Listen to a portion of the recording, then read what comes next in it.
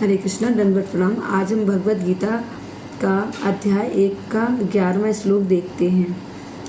अयनेषु च सर्वेषु यथा भागं वस्थितः भीष्मामेवाभिरक्षन्तु भवन्तः सर्व एव हि। शब्दार्थ: अयनेषु मोर्चों में, च भी, सर्वेषु सर्वत्र, यथा भागम अपने अपने स्थानों पर, अवस्थिता स्थित, भीष्म पितामह की, एव निश्चय ही, अभिरक्षन्तु सहायता करनी चाहिए, भवन्ता आप, सर्वे सबके सब, एव ही निश्चय ही।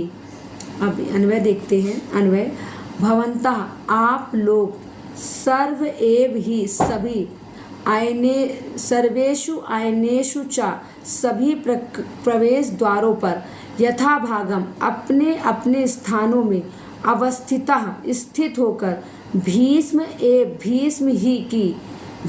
की ही, अभिरक्षन्तु सभी प्रकार से रक्षा करें।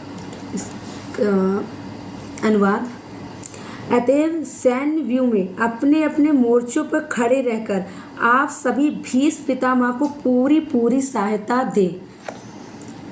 इसको अर्थ समझते हैं। यदि द्रोण मेरे शब्दों का अर्थ समझेंगे तो हो सकता है वह स्वयं करने के प्रति उदासीन हो जाए, इससे मेरे कार्य की क्षति होगी। यह सोचते हुए वह उनको युद्ध का कार्यभार व्यक्तिगत रूप से दे रहे हैं। इसलिए वह बोले, आपको भीष्म देव की हर दिशा से रक्षा करनी चाहिए।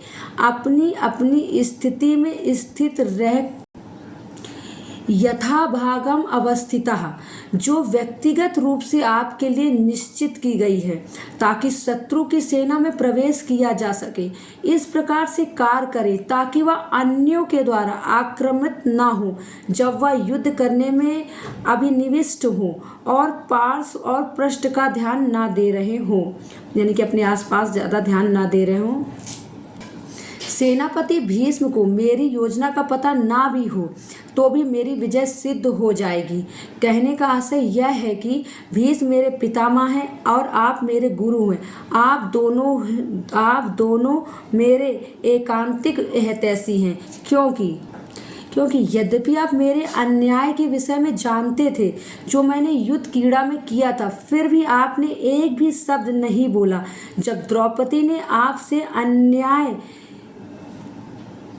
की गुहार करी थी तो इस प्रकार उसने द्रोण से प्रार्थना करी कि वह पांडवों के प्रति अपने स्नेह का भास को त्याग दे, जो भी प्रतीत हो रहा है। प्रभुपाद तात्पर्य: भीष्म पितामह के शौर्य की प्रशंसा करने के बाद दुर्योधन ने सोचा कि कहीं अपने योद्धा यह न समझ ले कि उन्हें कम महत्व दिया जा रहा है, तथा दुर्योधन ने अपने सहज कूटनीतिक ढंग से स्थिति संभालने के उद्देश्य से उपयुक्त शब्द कहे। उसने बलपूर्वक कहा कि भीष्म देव निस्संदेह महानतम योद्धा हैं, किंतु अब वे वृद्ध हो चुके हैं। अतः प्रत्येक सैनिक को चाहिए कि चारों ओर से उनकी सुरक्षा का विशेष ध्यान रखे। हो सकता है कि वे किसी एक दिशा में युद्ध करने में लग जाएं और शत्रु इस व्यस्तता का लाभ उठा ले।